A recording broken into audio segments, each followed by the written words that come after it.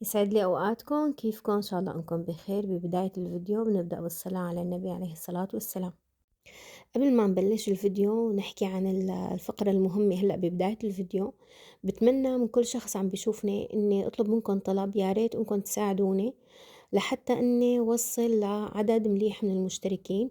يعني أي حد منكم يشارك الفيديو مع رفقاته وقرايبينه، مشان رفقاتكم وقرايبينكم إنه يتعرفوا على القناة تبعيتي.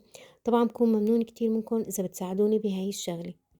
هلأ بالفيديو الماضي حكينا انه نحن رح نتبنى بعضنا بالدعاء اذا الله راد بشهر رمضان الفضيل. في كتير عالم قالوا لي حطي اسماءنا. طبعا انا تذكرت يعني كم اسم منهم، واكيد هلا بدي فوت على تليفوني وارجع على التعليقات لشوف مين اللي كتبت لي. ونفس العملية انتو حابة اليوم ذكركم اذا حد منكم حابب انه ندعي له بشهر رمضان الفضيل ونحط اسمه كمان، يا ريت يكتب لي هون مشان انا احط الاسم. وإن شاء الله يا رب إنه هيك دعواتنا بتكون طالعة من القلب، وإن شاء الله يا رب كل شخص طلب مننا ندعي له إنه الله يحقق الشي اللي بده إياه.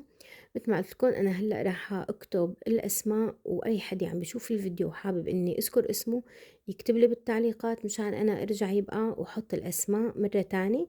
وكل يوم إن شاء الله راح نسحب ورقة وندعي لشخص من هدول الأشخاص اللي طلبوا مننا الدعاء. هلا عن جد هاي الفكرة كتير حلوة، وأنا كنت مجربتها. كنت داخلة بجروب كانوا يعملوا فيه أذكار، كمان مرة حكيت لكم عنه. فكان إنه نتبنى نحن بعض بالدعاء. هوني أنا هلا عم بشوف التعليقات اللي كتبوا لي. طبعا في أسماء أنا حطيتها من عندي من رفقاتي، حبيت إني أذكرهم بدعواتي ونذكرهم إن شاء الله نحن كلياتنا مع بعض. وهون عم بآخذ التعليقات اللي كتبوا لي إنه ندعي لها. وإن شاء الله كمان مثل ما عودتكم بالفيديوهات الماضي إنه رح يكون في برمضان كمان أسئلة دينية مثل ما كنت عم نزل بهدوك الفيديوهات. وإن شاء الله إنه متابعين بوهبة القرآن الشريف. الصبايا اللي ما اشتركوا معي وحابين يعرفوا شو الهدية، هي رح تكون مثل ما قلت لكم وهبة المصحف الشريف. هوني أنا كمان أخذت هدول العدادات في ألوان كتير حلوة. ممكن كمان إنه يكون مع كل المصحف وحدة منهم، طبعا حسب استطاعتي يعني. أنا أخدت هذا كمان وهبة بدي أبعتها هدية. مثل ما قلت لكم بتركيا أنا جاهزة إني أبعت بأي محافظة أنتو موجودين، إني أبعت لكم وهبة المصحف لعندكم على المحافظة اللي أنتو بتكونوا موجودين فيها. بالنسبة كيف بتربحوا، الربح رح يكون على جوابكم للسؤال. إذا كان صحيح لازم يجي على جوابكم أكبر عدد من اللايكات. بس لازم إنه الشخص اللي بده يفوت على القناة إنه يحضر الفيديو مشان يثبت اللايك عندكم أنتو. وهلأ رح نروح وننظف غرفة القعدة، وبعد ما ننظفها رح نبلش بزينة رمضان. رح أفرجيكم طبعا أنا شو اشتريت زينة جديدة وشو عندي زينة قديمة. طبعا بعد التنظيف أول شي أنا بعد ما شلت الفرو ونفضته رح أكنس الكنب من جوا ومن برا، إلا ما تلاقوا غبرة بقلب الصناديق يعني حتى وهي مسكرة. وهوني أنا فتحت الصناديق نظفتها وطلعت منها كمان مثل ما قلت لكم الزينة اللي أنا جايبتها من هديك السنة. رح احط لكم رابط الفيديو اللي زينت هديك السنة ان شاء الله بصندوق الوصف.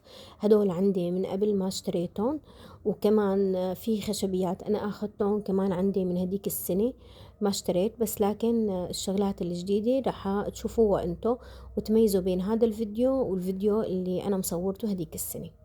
هلا رح زين الغرفة، ما رح اخليكم معي ورح افرجيكم كيف صارت الغرفة بعد ما خلصنا.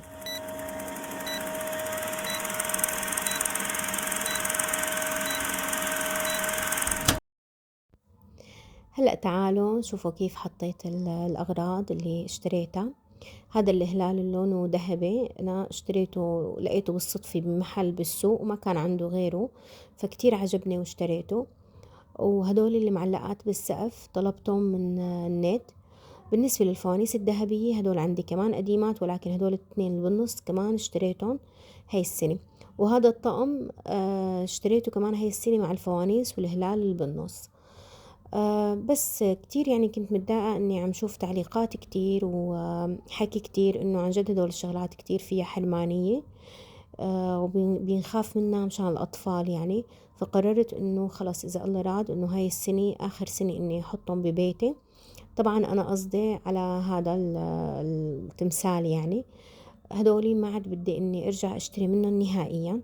فرح نخلي زينة رمضان تكون إنه عبارة عن هلال، مثلا شغلات يعني ما لها علاقة نهائيا بالتماثيل، مشان الواحد ما يوقع عليه حرمانية، ومشان تجوز الصلاة، لأنه هدولي أنا حتى هاي الغرفة بصراحة ما عم صلي فيها نهائيا. كمان اشتريت على رمضان طقم للمتة، واشتريت معه فناجين القهوة المرة. هدول من صبية اشتغلت لي اياهم، رح احط لكم رابط صفحتها كمان بصندوق الوصف. عندها صفحة كتير حلوة على الانستغرام، بتقدروا تطلبوا منها وهي توصلكم. وفي شغلة كتير حلوة انه طريقة التغليف تبعيتها بيجي الطقم معنا مكسور نهائيا، يعني التغليف عندها مضمون 100%. وهدول اللي شفتوهم بالفيديو كمان من عندها، انا اشتغلتهم عندها، هني فواصل للمصحف. وهلأ رح نروح نعمل طبخة اليوم. بالنسبة لطبخة اليوم رح تكون سريعة كتير. بناتي كتير مشتهين المعكرونة بالفرن، طبعا المعكرونة بدبس البندورة. هلا اول شي حطيت شوية زيت على المي مشان تسخن، وبعدين نسلق المعكرونة. نزلت اللحمة ونزلت معاها بصلة، طبعا اللحمة بعد ما حمستها وتأكدت انها انحمست معي نزلت البصلة ونزلت الفليفلة. نقلبهم مع بعض، وراح احط لهم معلقة صغيرة من السمنة، لاني انا ما بحط سمنة ببداية الطبخة تبعيتي لحتى يتنشف اي نوع من اللحم عندي. نقلبهم. وبعدين بدي احط دبس بندورة ودبس فليفلة، ونقلبهم كمان مع بعض. رح نضيف هون البهارات اللي رح ننزلها فوق المعكرونة، رح اكتب لكم شو حطيت بهارات بصندوق الوصف. بعد ما قلبناهم رح ننزل البندورة. هون البندورة انا ترمتها ناعمة ونزلتها فوق اللحمة. بتقدروا تحطوا نص كاسة من المي اذا حبيتوا، بس انا بحبها انها تكون ناشفة. اخر شي رح نضيف البقدونس اختياري، بس بيعطي طعم كتير طيبة بهاي الاكلة. طبعا اذا حبيتوا انتو انكم تضيفوا. هلا عندي هذا الصوص خاص بالمعكرونة هاي، فحبيت اني اضيف شوي لإلها، بتعطي طعمي كمان طيبة.